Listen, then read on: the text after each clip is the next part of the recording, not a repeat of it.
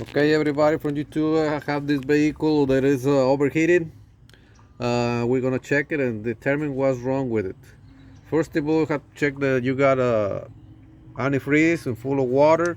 In this case, it's water. It's not good. It's not good to have only water because you corrode all the lines inside and everything gets corroded and give thermostat stuck and another problem. So all the time give 50-50 antifreeze and check the level on with the gauge, see if you got an antifreeze on the right amount.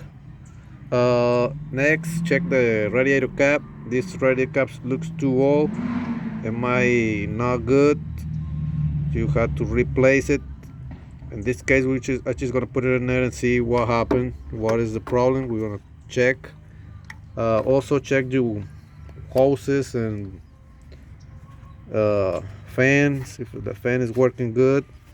When the fan is running and you turn it off and it keeps running too fast, that means the clutch is not good.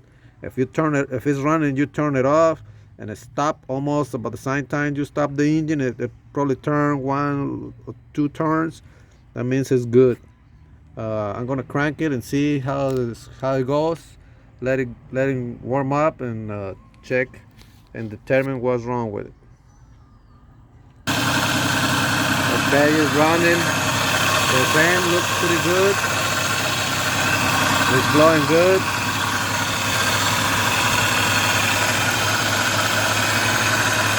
Okay, so the fan is working perfect. Yeah. So the fan is not a problem. Gonna let it warm up and see what else we can find.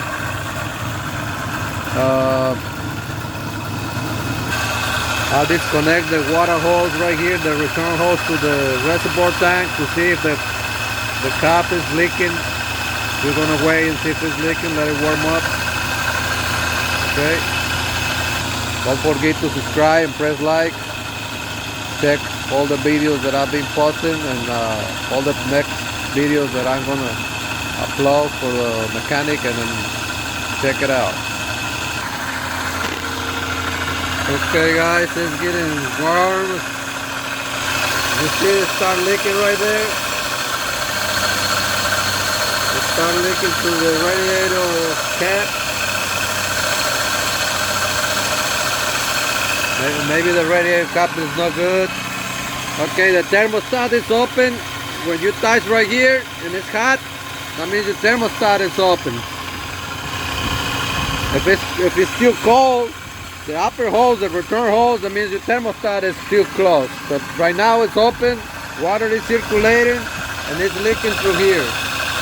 I'm gonna turn it off and check let it cool off a little bit, and replace the radiator cap, drain the water and see how the water look like, and crank it again and see what else it's gonna do and determine what's wrong with it. Okay, after I let it cool off, it's cold. It's no pressure on the water hose.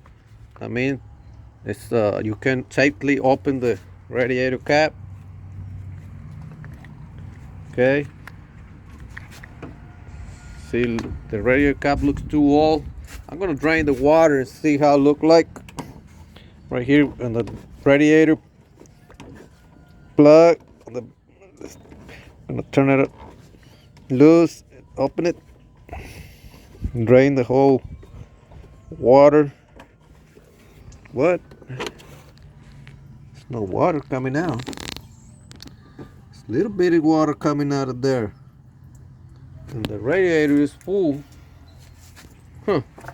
Let's put some more water in there and see, make sure that it's full. Yeah, it is full. Okay.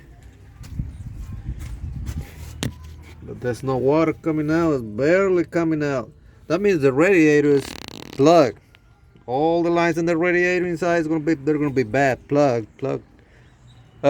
This happened because they use water instead of antifreeze for a while, quite some time. Never use water only, always use antifreeze, 50-50. And the antifreeze also create some kind of glue junk or little piece of salt looking things that plug your lines. If you have antifreeze in your car and you don't change it or flush it every 3 or 5 years, depends on your antifreeze, sometimes they clog the radiators too, and you start getting problems. So you flush your radiator antifreeze, and and flash the brake fuel. When you look, your brake fuel is kind of turning colors. You need to be flashed too. Uh, that way you prevent further damage. So the problem on this truck is the radiator. I'm gonna go ahead and buy another one, put it in there, and I'll post another video and see what happened. All right, thanks everybody for watch. Press like and subscribe. Okay, thank you.